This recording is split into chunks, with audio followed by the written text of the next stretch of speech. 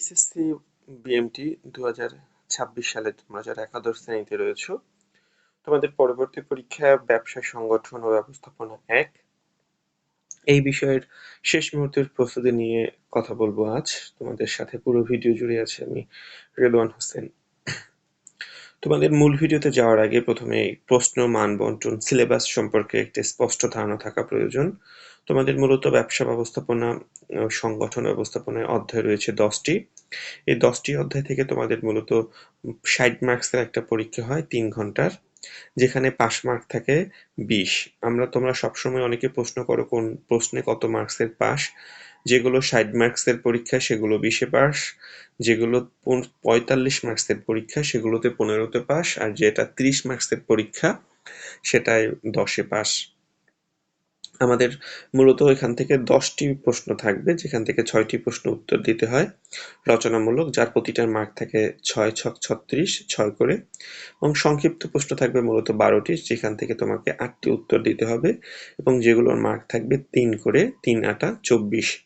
এই 24 আর 36 যোগ করলে হবে 60। 3 ঘন্টায় তোমাকে এই 60 মার্কের আনসার করতে হবে। তোমাদের প্রথম যে অধ্যায় রয়েছে সেটা হচ্ছে ব্যবসায়ের মৌলিক ধারণা। এখানে তোমাদের প্রশ্ন আসছে ব্যবসার সংজ্ঞা দাও, অথবা ব্যবসা কাকে বলা হয়। অর্থাৎ ব্যবসার সংজ্ঞা বলতে তুমি যদি হ্যানি এলএইচ হ্যানির মতে ব্যবসা হচ্ছে মানুষের যেসব কার্যবলী যা সম্পদ অর্জনের জন্য সংগঠিত হয়, অর্থাৎ তোমার সম্পত্তি বা অর্থ লাভের জন্য তুমি যে সকল কার্যবলী সংগঠন করো সবটি হচ্ছে গিয়ে মূলত ব্যবসা। ব্যবসা হচ্ছে গিয়ে এমন একটা প্রতিষ্ঠান যা বাজারে বিক্রির উদ্দেশ্যে পণ্য উৎপাদন বন্টনের কাজে নিয়োজিত থাকে এবং মূল্যের বিনিময়ে সেবা প্রদান করে। এখানে ব্যাখ্যা আরো সংজ্ঞা দেওয়া হয়েছে, তোমরা এগুলো একটু ভালো করে দেখে নিও। এখানে প্রমাণ রয়েছে B equal to summation I plus summation T plus summation AT. এই সমীকরণটা তোমাকে ব্যাখ্যার কথা বলা হয়েছে। এখানে সামেশন শব্দের অর্থ হচ্ছে সমষ্টি। দেখো এখানে মূলত বি মানে বিজনেস, সামেশন আই বলতে বোঝায় আই মানে ইন্ডাস্ট্রি, সামেশন ইন্ডাস্ট্রি বলতে শিল্পী ও সকল কার্যবলীর সমষ্টিকে বোঝানো হয়েছে। সামেশন টি মানে হচ্ছে গিয়ে ট্রান্সপোর্ট বা ট্রেড, অর্থাৎ ক্রয় বিক্রয় কাজের সমষ্টি, অর্থাৎ যেটাকে বলা হয় টোটাল। এখানে পণ্যের, এখানে টি মানে টোটাল হিসেবে ব্যবহার করা হয়েছে। এরপরে সামেশন এটি, এখানে সামেশন এটি বলতে বোঝাচ্ছে অন্যান্য কাজের সমষ্টি, অর্থাৎ মানে অক্সিলারি অফ ট্রেড। তার মানে আমরা জানি B equal to summation industry মানে summation I plus summation T মানে summation trade plus summation AT বলতে বোঝায় summation auxiliary trade. Auxiliary trade বলতে বোঝায় অন্যান্য যে সকল কার্যবলী সম্পাদিত হয়। প্রত্যক্ষ সেবার বৈশিষ্ট্যগুলো কি কি? প্রত্যক্ষ সেবার অনেকগুলো বৈশিষ্ট্যের কথা বলা হয়েছে, যেমন কাজ, অস্পর্শীয় প্রকৃতি, আরো কিছু বৈশিষ্ট্যের কথা আছে। এরপরে শিল্পের সংজ্ঞা দাও। তোমরা শিল্পের সংজ্ঞাটা কি জানো সেটা? শিল্প হচ্ছে এমন একটা কারখানা বা প্রতিষ্ঠান যেখানে পণ্য উৎপাদনের সাথে যে সরাসরি সম্পৃক্ত থাকে তাকে শিল্প বলে। তুমি আরো সুন্দর সংজ্ঞা তুমি পড়তে পারো, অসুবিধা নেই। এরপরে রয়েছে ব্যবসার কার্যবলী। ব্যবসার আসলে অনেকগুলো কার্যবলী থাকে, যার ভিতর প্রধান কার্যবলী হচ্ছে কাঁচামাল সংগ্রহ, কাঁচামালের রূপগত উপযোগ সৃষ্টি, মোড়কীকরণ, এরপরে অফিস সংক্রান্ত বিক্রয় কাজ, হিসাব, অনেক ব্যবস্থাপনা, কর্মী ব্যবস্থাপনা, বাজার গবেষণা, এরকম অনেক ধরনের কাজ একটা ব্যবসার সংগঠনের ভিতরে পড়ে। এরপরে আসো ব্যবসায়ের আওতা এবং পরিধি কি। ব্যবসায় আসলে আওতা এবং পরিধির মধ্যে কি কি পরিধি রয়েছে, যেমন এখানে যে সকল আওতা হিসেবে বিবেচিত করা হচ্ছে 4টি বিষয়কে: শিল্প শিল্প ও বাণিজ্যের সহায়ক কার্যবলী এবং প্রত্যক্ষ সেবা। এগুলো হচ্ছে গিয়ে ব্যবসার মূলত আওতা কার্যবলী। এরপরে আমরা এটা নিয়ে বিস্তৃত এখানে লেখা রয়েছে ব্যবসার আওতা কার্যবলী কি কি। এরপরে রয়েছে ব্যবসার গুরুত্ব, প্রয়োজনীয়তা। এখন ব্যবসা কেন প্রয়োজন? ব্যবসার অনেকগুলো গুরুত্ব রয়েছে, অর্থনৈতিক গুরুত্ব এবং সামাজিক গুরুত্ব। এখানে পয়েন্টগুলো দেওয়া রয়েছে। অর্থনৈতিক গুরুত্বের মধ্যে রয়েছে সম্পদের যথাযথ ব্যবহার, সঞ্চয়ের উপযোগ, উৎসাহ সৃষ্টি। এরপরে বলা আছে পুঁজির সমাবেশ এবং যথাযথ ব্যবহার। এরপরে বলা আছে শ্রম বিভাগের সুফল, যোগাযোগ ও পরিবহন ব্যবস্থার উন্নয়ন। এরপরে ব্যক্তিগত এবং জাতীয় আয় বৃদ্ধি, রাজস্ব বৃদ্ধি। রাজস্ব বৃদ্ধি বলতে বোঝায় যে ট্যাক্স বা ইনকামের বেশি বেশি পথ তৈরি করা। এরপরে ব্যাংকিং ও বীমা প্রতিষ্ঠানের উন্নয়ন এবং অর্থের যে গতিশীলতা সেটা সৃষ্টি করা। সামাজিক গ্রোথের মধ্যে রয়েছে পণ্য এবং সেবা সরবরাহ, কর্মসংস্থান, শিল্প সংস্কৃতির বিকাশ, এরপরে দক্ষতার উন্নয়ন, আন্তর্জাতিক সম্পর্ক, এরপরে নগরায়ন, সমাজসেবা, এরপরে বিশেষজ্ঞর বিকাশ এবং ব্যক্তি মর্যাদা বৃদ্ধি। এগুলো সবই হচ্ছে গিয়ে ব্যবসার গুরুত্ব। এখন আসো পরের আমরা যদি দ্বিতীয় অধ্যায়ে আসি, দ্বিতীয় অধ্যায় হচ্ছে গিয়ে ব্যবসার সংগঠন। ব্যবসার সংগঠনকে দুই ভাগে ভাগ করা গেছে, নিয়মতান্ত্রিক এবং অনিয়মতান্ত্রিক সংগঠন। নিয়মতান্ত্রিক সংগঠনকে আবার ৫টা ক্যাটাগরিতে ভাগ করা গেছে, সরল রৈখিক এবং উপদেষ্টা, কার্যভিত্তিক, কমিটি এবং মেট্রিক্স সংগঠন। এই ৫টা সংগঠন রয়েছে। ব্যবসার সংগঠন মূলত কয় প্রকার? ব্যবসার সংগঠনকে নিম্নলিখিত ভাগে ভাগ করা গেছে: এক মালিকানা, অংশীদারি, যৌথ মূলধনী, সমবায়, ব্যবসায়ী জোট, রাষ্ট্রীয় ব্যবসা এবং মূলধনী বা কোম্পানির ব্যবসা। এই ৭টি ক্যাটাগরিতে ভাগ করা গেছে। এরপরে আসো ব্যবসায়ী সংগঠনের সংজ্ঞা দাও। ব্যবসায়ী সংগঠনের সংজ্ঞা রয়েছে বিভিন্ন রকমের। এখানে সংগঠনের সংজ্ঞা হিসেবে কি দেওয়া হয়েছে? প্রত্যাশিত কতিপয় উদ্দেশ্য অর্জনের জন্য প্রয়োজনীয় জনশক্তি, কাঁচামাল, হাতিয়ার, যন্ত্রপাতি, কাজের স্থান ও আনুষঙ্গিক বস্তুসমূহের সমন্বিত একটা নিয়মতান্ত্রিক এবং কার্যকরণ সম্পর্ক প্রতিষ্ঠা করাই হচ্ছে ব্যবসায়ের সংগঠন। এখন আসো সংগঠনের চার্ট। সংগঠনের চার্ট হচ্ছে গিয়ে মূলত মহাব্যবস্থাপক, যাকে বলা হয় জিএম, এরপরে থাকে জেনারেল ব্যবস্থাপক, এরপরে যেটাকে বলা হয় জেনারেল জিএম। এরপরে তোমাদের আরো কিছু পার্ট থাকে, যেমন ব্যবস্থাপক ক্রয়, ব্যবস্থাপক উৎপাদন, ব্যবস্থাপক বিক্রয়, সহব্যবস্থাপক ক্রয়, সহব্যবস্থাপক উৎপাদন এবং সহব্যবস্থাপক বিক্রয়। এটা হচ্ছে গিয়ে সংগঠনের চার্ট। এটা হচ্ছে উচ্চ থেকে নিম্ন চার্ট। মহাব্যবস্থাপক মানে ম্যানেজিং ডিরেক্টর, এরপর জেনারেল ম্যানেজার, এরপরে বাকি সব পার্টগুলো এসেছিল। এখন প্রশ্ন হচ্ছে আনুষ্ঠানিক এবং অনানুষ্ঠানিক সংগঠনের মধ্যে পার্থক্যটা কি? এখানে পার্থক্যের বেশ কিছু বিষয় নিয়ে এখানে পার্থক্য দেওয়া হয়েছে। এরপরে সরলরৈখিক সংগঠন বলতে কি বোঝায়? সরলরৈখিক সংগঠনটা হচ্ছে ব্যবস্থাপনা পরিচালক, সেখানে ক্রয়, উৎপাদন, আর্থিক ব্যবস্থাপনা এবং বিক্রয় ব্যবস্থাপক। উৎপাদন ব্যবস্থাপকের ভিতরে আবার সুপারভাইজার, শ্রমিক, এভাবে ব্যবস্থাপনার সংগঠনটা সাজানো থাকে। এরপরে তোমাদের জন্য প্রশ্ন রয়েছে যে ব্যবসায় সংগঠন ব্যবস্থার জন্য বিবেচ্য কি কি বিষয় বিবেচনা করা হয়। এখানে ব্যবসায় সংগঠন ব্যবস্থার জন্য যে সকল বিষয় বিবেচনা করা হয় সেটা হচ্ছে ব্যবসার প্রকৃতি, উন্নত পরিবহন, সমজাতীয় ব্যবসা, সহযোগী ব্যবসার এবং কাঁচামাল সহজ যোগান, ও এবারে ভাড়া এবং অগ্রিম প্রদান, ভূমি, সহজ গুদামজাতকরণ, এরপরে সহজ জ্বালানি সরবরাহ, ঘনবসতি, এগুলো। এরপরে তোমাদের জন্য আরো কিছু প্রশ্ন রয়েছে। ব্যবসা সংগঠনের মৌলিক নীতিগুলো এখানে দেওয়া রয়েছে। মৌলিক নীতি এখানে দেখা যাচ্ছে যুক্তিসঙ্গত তত্ত্বাবধান পরিসর, দায়িত্ব ক্ষমতা বন্টন, আদর্শের একতা, নেতৃত্বের সুযোগ সৃষ্টি, এগুলো অনেকগুলো পয়েন্ট এখানে রয়েছে। বাংলাদেশের ব্যবসা সংগঠনের গুরুত্ব এবং প্রয়োজনীয়তা, এটা অনেক ইম্পর্টেন্ট একটা প্রশ্ন, এবং পয়েন্টগুলো একটু ভালো করে আয়ত্ত করে নিবা, কারণ পয়েন্টের উপরই মার্কস ডিপেন্ড করে। ব্যবসার পরিবেশ বলতে কি বোঝায়?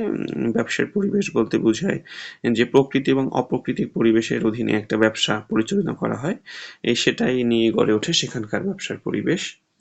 ব্যবসার নৈতিকতা বলতে কি বোঝায়? ব্যবসায় আচার-আচরণ এবং কোনটা ভালো মন্দ নীতিশাস্ত্র অনুসরণ করা, সেটাই হচ্ছে গিয়ে ব্যবসার নৈতিকতা।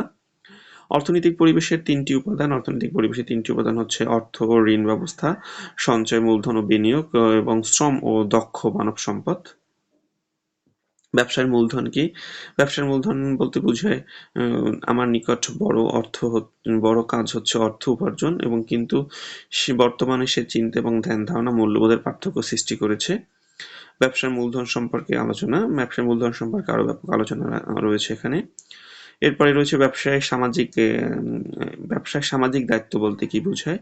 রাষ্ট্রের প্রতি দায়িত্ব, এরপরে রয়েছে আরো মধ্যস্থতাকারীদের প্রতি দায়িত্ব, এরপরে রয়েছে শ্রমিক কর্মচারীর প্রতি দায়বদ্ধতা, আরো অনেক দায়িত্ব কর্তব্য এখানে রয়েছে। ব্যবসায়িক পরিবেশ বলতে কি বোঝায়? ব্যবসায়িক পরিবেশের উপাদানসমূহ কি কি?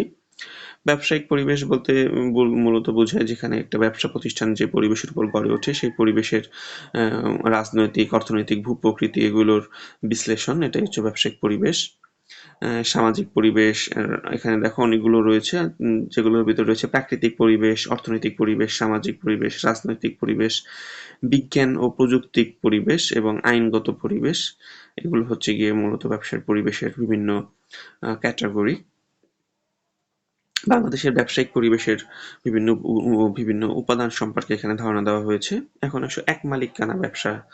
এক মালিকানা ব্যবসায় টিকে থাকার কারণ কি? কারণ সিদ্ধান্ত একজনের কাছ থেকে আসে, মালিক পক্ষের একটা স্বাধীনতা থাকে। স্বল্প পুঁজি ব্যবসা, এরপরে এক মালিকানায় আইনগত সুবিধা রয়েছে, ঝুঁকি কম, এটি একটা লাভজনক ব্যবসা থাকে, এর জন্য এই ব্যবসাটা একটু বেশি টেকে। এক মালিকানা ব্যবসার বনেদি ব্যবসা বলা হয় কেন? কারণ এক মালিকানা ব্যবসায় একক নিয়ন্ত্রণ থাকে। এর জন্য আদিকাল থেকে এখন পর্যন্ত এ ধরনের ব্যবসা জনপ্রিয়তার সাথে কাজ করে আসছে। এর জন্য এটাকে প্রাচীনতম এবং বনেদি ব্যবসা বলা হয়, কারণ এটা সব থেকে প্রাচীন এবং সহজে টিকে থাকে। এক মালিকানা ব্যবসার উপযুক্ত ক্ষেত্রসমূহ: স্বল্প যেখানে পুঁজি প্রয়োজন, সীমিত এবং স্থানীয় চাহিদা সম্পন্ন যেগুলো, যেমন মিষ্টির দোকান, হোটেল, পরিবর্তনশীল চাহিদা। যেগুলো পরিবর্তনশীল চাহিদা সেক্ষেত্রে হয়, যেমন দর্জির দোকান, আসবাবপত্র, এগুলোর কিন্তু রুচির পরিবর্তন হয়, কিন্তু এগুলো খুব বেশি চলে। সরকারি সেবাসমূহ যেমন সেলুন, সরাসরি সেবাসমূহ যেমন সেলুন, লন্ড্রি, মুসি, কনফেকশনারি, এগুলো হচ্ছে গিয়ে সেবা দিয়ে তোমার কাছ থেকে অর্থ নেয়। এবারে ব্যক্তিগত কলাকৌশল প্রদর্শনের সম্পর্কিত ব্যবসা, যেমন ফটো তোলার দোকান, এরপরে স্বর্ণকারের দোকান, তাৎক্ষণিক সিদ্ধান্ত গ্রহণের জন্য যে সকল সম্পর্কিত ব্যবসা, অর্থাৎ মৌসুমী ফলের দোকান, অর্থাৎ যেটা আমের মৌসুমে আম বিক্রি করা বা কাঁঠালের মৌসুমে কাঁঠাল, এই ধরনের ব্যবসাগুলোর কথা এখানে বলা হয়েছে। পেশাদারি ব্যবসা, যে সকল ব্যবসায় একটা পেশাদারি ভিত্তি, একক মালিকানা থাকে, যেমন ডাক্তারি, আইন, এগুলো। একক মালিকানা ব্যবসায় কিছু বৈশিষ্ট্য থাকে, যেগুলো আগেও বলেছিলাম। এগুলো হচ্ছে একক মালিকানার বৈশিষ্ট্য। একক মালিকানা জনপ্রিয়তার কারণ: সহজ গঠন, স্বল্প উম উম পুঁজির ব্যবহার, নমনীয়তার সুযোগ, এরপরে একক ব্যবসা। এই যে বিভিন্ন কারণে এই ব্যবসাটা আসলে ব্যাপক লংজিভিটি করে। এক মালিকানা ব্যবসার বৈশিষ্ট্য, এগুলো নিয়ে কিছুক্ষণ আগে আলোচনা করেছি, এই টাইপের প্রশ্নই ছিল এটাও। ব্যবসার অসুবিধা: একক মালিকানা ব্যবসার কিছু অসুবিধাও রয়েছে। অসীম দায়, সীমিত মূলধন, স্থায়িত্বের অনিশ্চয়তা, সম্প্রসারণের সীমাবদ্ধতা, এরকম আরো অনেক পয়েন্ট রয়েছে। তোমরা এগুলো একটু ভালো করে দেখে নিও। একক মালিকানা ব্যবসার গুরুত্ব, প্রয়োজনীয়তা একই টাইপের হয়ে গেল। এখন আসলে আমরা যদি পঞ্চম অধ্যায়ে যাই, পঞ্চম অধ্যায় ছিল মূলত অংশীদারি ব্যবসা। অংশীদারি ব্যবসা কাকে বলা হয়? অর্থাৎ অংশীদারি ব্যবসা বলতে সকলের পক্ষে তাদের একজন ব্যক্তি দ্বারা পরিচালিত ব্যবসাকে বলা হয় মূলত অংশীদারিত্ব ব্যবসা। নাবালক অংশীদার হতে পারে কিনা আলোচনা করো। নাবালক কোনো ব্যবসা অংশীদার হতে পারে না, তবে অংশীদার সম্মত হলে কিছু সময়ের জন্য নাবালক এরূপ ব্যবসায় সুবিধা প্রদান করা যেতে পারে, অর্থাৎ সে অংশীদারি না হতে পারলেও আর্থিক সুবিধা ভোগ করতে পারবে। অংশীদারি ব্যবসার চুক্তিটা হচ্ছে গিয়ে 1932 সালের যে আইন অনুযায়ী সেটা পরিচালিত হচ্ছে। বৈধ চুক্তি অংশীদার ব্যবসার মূল ভিত্তি, এটার ব্যাখ্যাটা অনেক ইম্পর্টেন্ট। এরপরে অংশীদারি ব্যবসার মূল ভিত্তি কি?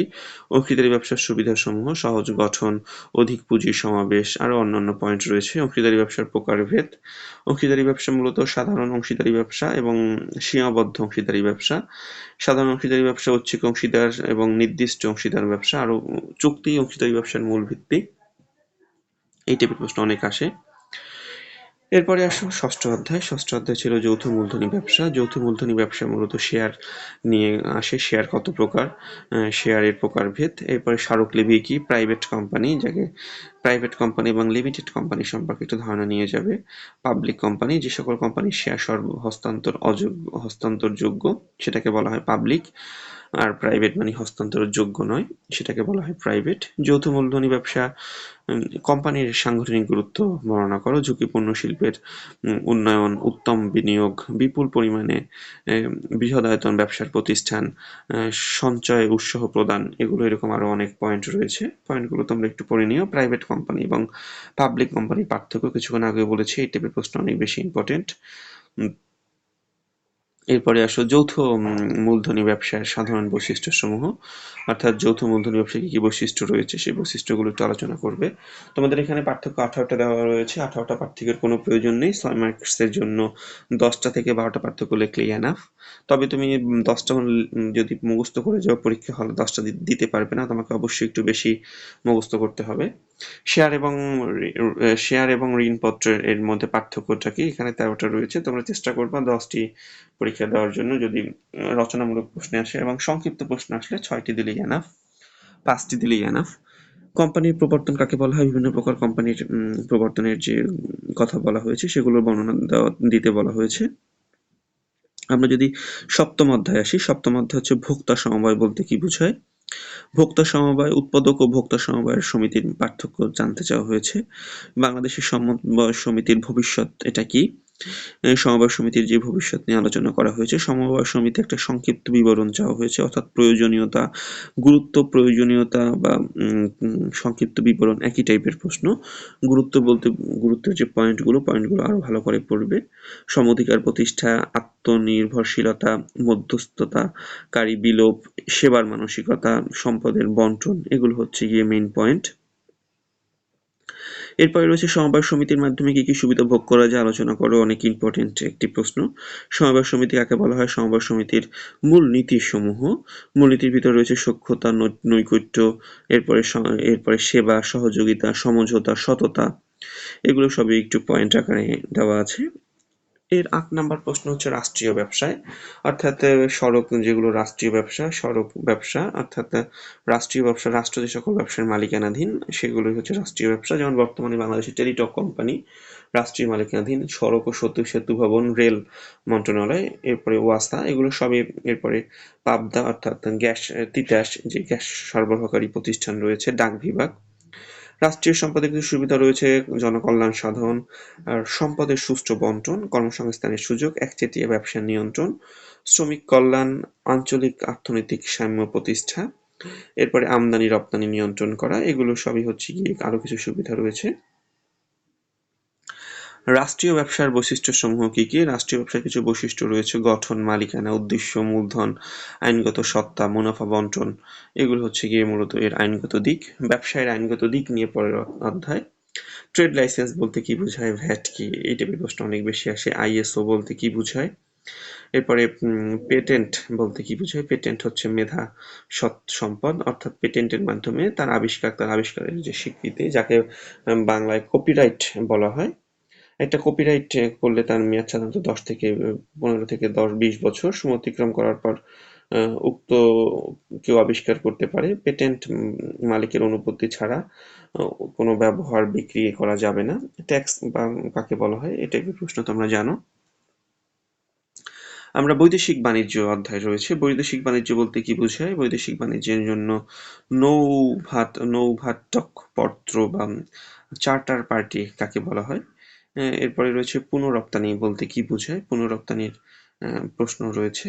এরপরে রয়েছে বহনপত্র বা চালানি রসিদ কাকে বলা হয়? বহনপত্রের বিভিন্ন সংজ্ঞা চাওয়া হয়েছে। প্রত্যয়নপত্র কাকে বলা হয়? লাইসেন্স, তথ্যাদি অনুসন্ধান, ফরমায়েশ প্রদান, বৈদেশিক যে মুদ্রার ব্যবস্থা করা, প্রত্যয়নপত্র খোলা, মুদ্রার বিনিময় হার, এরপরে পণ্য প্রেরণের সংবাদ প্রাপ্তি, বিলের অর্থ পরিশোধ, শুল্ক বিষয়ক যে আনুষ্ঠানিকতা সেটা পালন, এরপরে রয়েছে পণ্য খালাসকরণ এবং লেনদেনের পরিসমাপ্তি। এই পয়েন্টগুলো রয়েছে। রপ্তানির জন্য কি কি রয়েছে ধাপগুলো এখানে আবারও দেওয়া হয়েছে, এগুলো একটু ভালো করে দেখে নিও। এই হচ্ছে গিয়ে তোমাদের টোটাল যে সাজেশন, সেই সাজেশনটা যেহেতু 10টা অধ্যায়ের জন্য যদি প্রতিটা অধ্যায় নিয়ে 4টা পেজ করা হয় সেক্ষেত্রে 40 পেজ হয়ে যায়। তোমাদের জন্য আবার কভার পেজ রয়েছে, আলাদাভাবে সূচিপত্র রয়েছে, তাই একটু পেজ বেশি হয়েছে। যেহেতু অধ্যায় 10টি, এর জন্য একটু পড়া বেশি রয়েছে। তোমরা এগুলো একবার একটু ভালো করে দেখে যাবে, তাহলে ইনশাল্লাহ এখান থেকে ভালো কিছুই পারবে। তোমাদের সবার জন্য অনেক অনেক শুভকামনা রইল। আল্লাহ হাফেজ।